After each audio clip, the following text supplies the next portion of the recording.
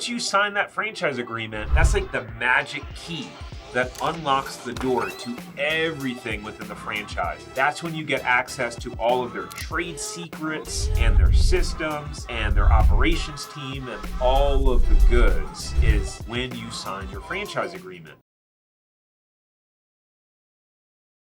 Did you know there are over 800,000 franchise businesses that employ over 8 million people just in the United States alone? But most people have no idea what a franchise actually is, how they work, and how people are actually making money with them.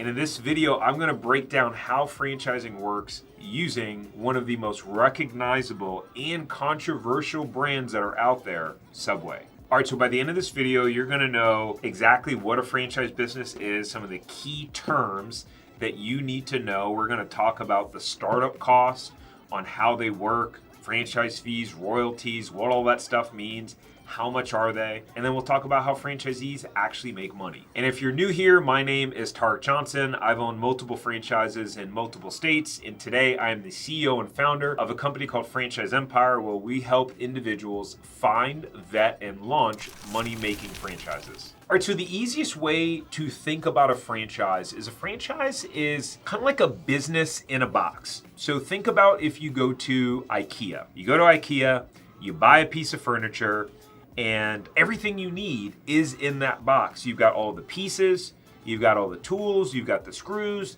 as well as the instructions. But it is your responsibility to put it all together so that you can use it and that it works. It's the same thing with the franchise business, right? You're going to the franchise company, which is called the franchisor. I'll explain those terms in just a minute. But you're going to the franchisor and they're giving you all of the pieces that you need. But it is now your responsibility to put everything together and get that business up and running and then operating it. And so let's break this down and start with the two most important terms that you need to know. The first one is franchisor, and the second one is franchisee. And so using Subway as the example, Subway is the franchisor. That is the company that is giving you the right to own and operate their brand and use their logo. The franchisee is you. That is the individual who is signing a licensing agreement with the franchisor for the rights to own and operate a franchise. And I use the word license for a reason.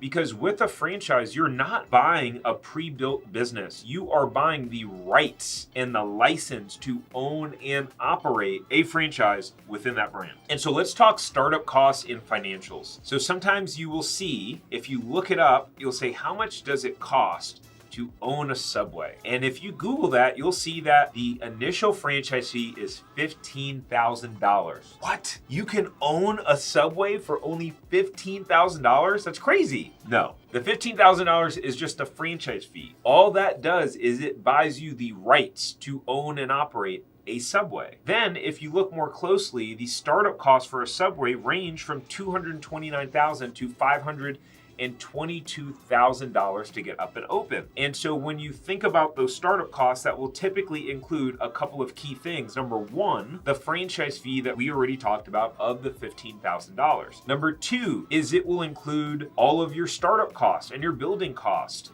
Right? So all of your construction costs, where if you go in and lease a space and you need to make the space look like a Subway, well, there are a bunch of costs that you're going to have in construction building that out. Then you have what's called furniture, fixture, and equipment, right? All of the furniture and everything that you need to build out your location. Another thing that's often included in those startup costs are things like licenses, building permits, paying architects, your first month's rent, your security deposit, as well as 3 to 6 months of emergency funds for the business. So in any sort of startup costs, if you look in something called the FDD, which is the franchise disclosure document, which I'll explain in just a minute, but when you look at that document, you'll often see anywhere between $20,000 to $80,000 that they show that's included in the startup cost, but it's not money you're actually paying out. That's just money that you just need to have set aside as you're growing your business for emergency funds and to be able to protect your cash flow.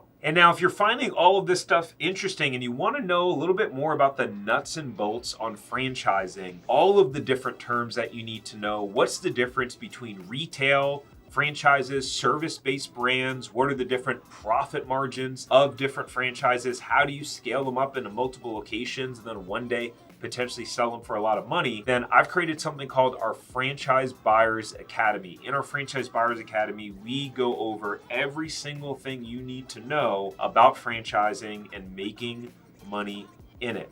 So click the link below and you'll be able to go get access to the Franchise Buyers Academy. All right, so now that we explained some of the financial parts around it and the startup costs, there's a really important term that you need to know. So franchises, one of the things that's unique about them is that they are regulated by the FTC, which is the Federal Trade Commission. And so that actually protects you as the consumer and potential franchise buyer. The reason why that's the case is because a franchise brand can't just say, hey, you can make $5 million running our franchise if no one has a proven track record of actually making $5 million running that franchise. And so what happens is all franchises have something called the FDD, which stands for the Franchise Disclosure Document. This is a standardized legal document, meaning they all have the exact same table of contents. What's in it will, obviously be different based on the specifics of that franchise brand. But the franchisors all have to list the estimated startup costs and the range of the startup costs of what franchisees have actually spent in order to get the business up and running. So that's why you may see something like Subway, which says it ranges from $220,000 to over $500,000 to get one open. And you're like, what the hell? That's a huge range. How much is it actually going to cost me? Well, the reason why the range is so big is because there is a franchisee for Subway that it only costs them $220,000 to get open. And there's another franchisee where it costs them over $500,000 to get open. And that is listed in the franchise disclosure document. Something else that's listed in the franchise disclosure document is if they've ever been sued. It's under the category of litigation. So if there are a bunch of unhappy franchisees that have been suing the franchisor, or if there are franchisees that have been breaking the rules and the franchisor wasn't able to solve it through a conversation, any litigation is going to be listed in the franchise disclosure document. But the most exciting area that you're probably going to want to look at is something called Item 19. The infamous Item 19. And so what Item 19 is if a franchisor is going to say how much money people are making owning their franchise, it has to be in their Item 19, or else they cannot say anything around how much money you can make. So if they don't list anything in the Item 19, they can't say a word around potential earnings. The only time that they can show potential earnings is in Item 19, and then they can list exactly how much franchise owners are currently making and doing. And oftentimes they'll say, okay, hey, our top 25% of performers are averaging this. Our middle performers are averaging this. Every Item 19 looks a little bit different. Some franchise brands you will literally see, they will list every single location and the sales of every single location, which is really cool. Some of them will even list profit margins, right? Not all of them will because, well, that's a whole other complicated rabbit hole to go down. That's for another video. And so typically what's going to happen is once you sign your franchise agreement, you immediately have to pay your franchise fee. Now with Subway, it's only $15,000, but I would say the average franchise fee these days are somewhere between $40,000 and $60,000 is what the franchise fee is on average. And so as soon as you sign your paperwork for the franchise, you are responsible for paying that fee. And then depending upon how you fund the business will depend on when and how you pay all of the other costs associated to your franchise. But once you sign that franchise agreement, that's like the magic key that unlocks the door to everything within the franchise. That's when you get access to all of their trade secrets and their systems and their operations team and all of the goods is when you sign your franchise agreement. And so then at that point, you're going to work directly with the franchisor, and they're usually going to assign you what's called a franchise business coach. And that franchise business coach is going to assist you in the opening process or the build out of your franchise. Now, most people think about franchises that are retail franchises like Subway that have the physical location. Here's the crazy thing is that there are so many franchises, thousands of franchises that are service brands. Think about like painting companies, power washing, senior care services where you go into people's homes and you help take care of them. There's all these different franchise brands that are service brands out there that don't require a location at all. But the good news is that, again, after you sign your agreement, you have this whole support system from the franchisor that's guiding you step by step along the way. So after I signed my franchise agreement, I got this whole checklist that went through every single thing that I needed to do in order to get to the point of my store being open and operating. And it actually broke it down by week and by day. It was like, hey, by week 1, you should complete this. By week 2, you should have this complete. All the way down to like week 12, which is you should be open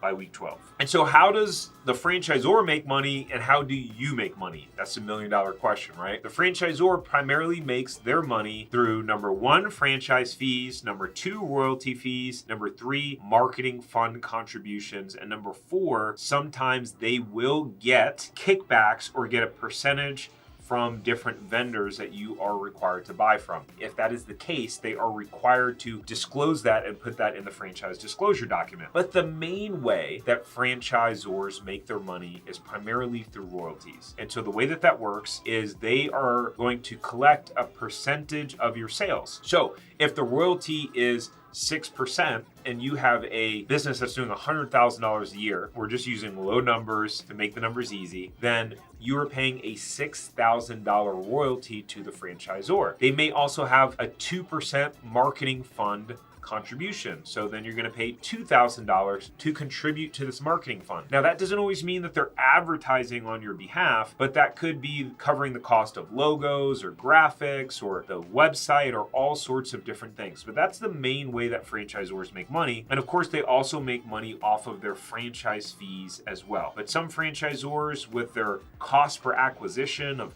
all of their costs that it takes to be able to get new franchisees in, whether they're working with franchise brokers or whether they're running ads or paying their team, they may not actually make any money on the franchise fees at all. And some people might think, well, I don't want to pay royalties. Why would I buy a franchise when I've got to pay 6% of my sales? Well, I made a whole video on the pros and cons of franchising, but the whole point is this, is that you're getting access to something you would not have access to. You're getting a support system, you're getting a playbook, you're getting a brand, and that costs money. And so how do you make money as the franchisee? Well, it's pretty simple. You create a business that you're generating sales and revenue in. Part of that sales and revenue you're paying to the franchisor, and you have all these other expenses in your business, like your labor costs, or your cost of advertising, cost of rent if you have a physical location. You may have some administrative costs, and your goal and objective as a franchise owner is to create a profit, right? And so it's to be able to manage your business well and efficiently enough so that you are profitable and that you can produce a profit from that business after all of your expenses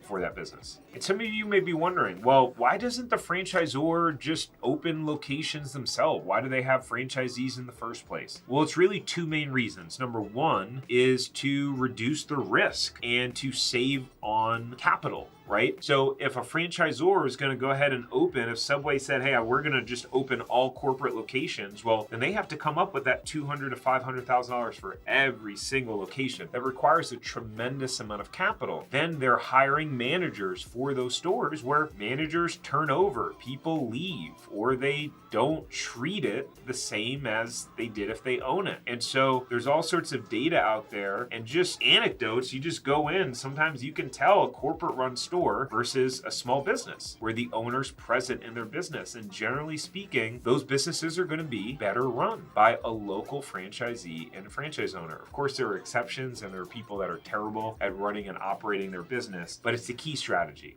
right? And someone who owns that business is really probably going to really take care of it and make sure that they are being a positive force in their communities. So now that you know exactly how a franchise works, how the franchisor makes money, how franchisees make money, then you're probably wondering, well, what are some good franchises out there? What are the ones that make money? Well, in this video, I go over 7 specific franchise opportunities that make a lot of money. And I go into all the numbers and the details around their startup costs, including the sales that they show in their item 19. So I think you're going to enjoy it. Make sure to subscribe before you go, and I'll see you on the next one.